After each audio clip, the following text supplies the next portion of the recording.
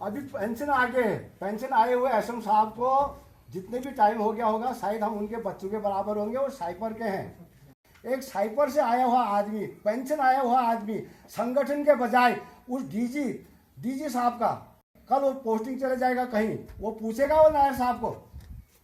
मेरे जैसे चमचे इस फोर्स में भरे हुए हैं तो हमारा भला होगा?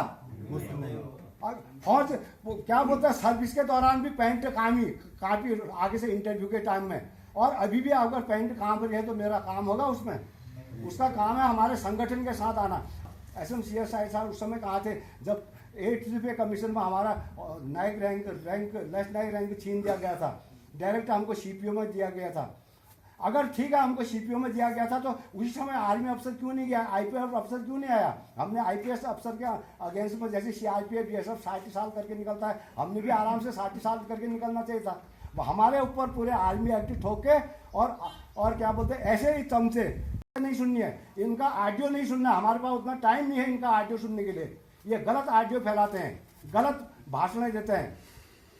उसको क्या मतलब है? डीजी बैठा हुआ है शिलोंग में और वो वहाँ से वो केरला से वहाँ से उसको सपोर्ट कर रहा है। उसने सपोर्ट करना चाहिए था नायर साहब को, जो VD नायर साहब को, जो हमारे संगठन के लड़ा। या तो तुलसी, या तो वो क्या बोलते हैं CS नायर साहब ने अपना कार्ड जमा कर दिया होगा। उसको ECSS कार्ड किसने दिया? उसने लिया है होगा ECSS कार्ड। जब उस समय कहा थे, जब हम उस समय रिपोर्ट करते थे दरबार में कि हमको भी मेडिकल फैसिलिटी मिलती थी, और हर कंपनी कमांडर, हर कंपनी 2IC और हर आदमी बोलता था बटालियन कमांडर कि आसाम राइफल को ECSS लागू है नहीं है, बोलता था कि नहीं लगता था। अभी आज ECSS उसके सामने मिल गया तो बोला हमने दिलाया, CID बोला हमने दिलाया।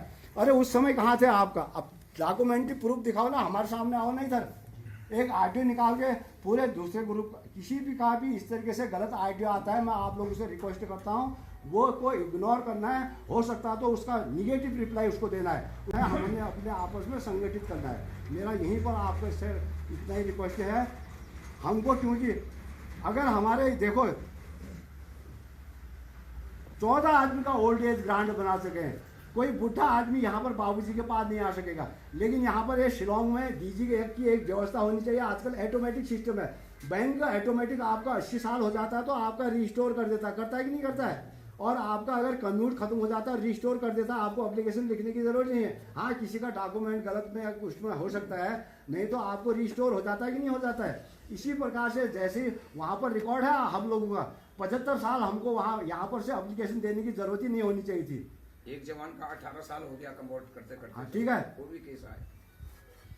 अगर 75 साल उधर से हो जाता था तो ऑटोमेटिक उसके पास 35,000 आ जाना चाहिए कि नहीं आ जाना चाहिए?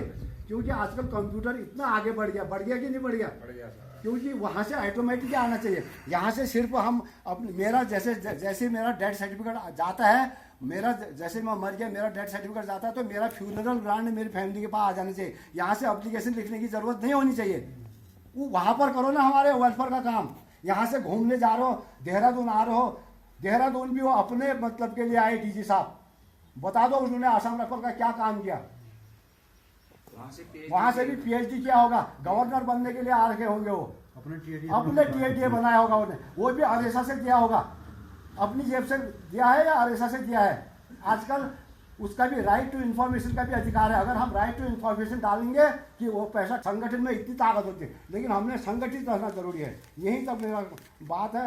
अगर मेरे से कोई गलती हुई होगी तो मुझे माफ करना। जय हिंद।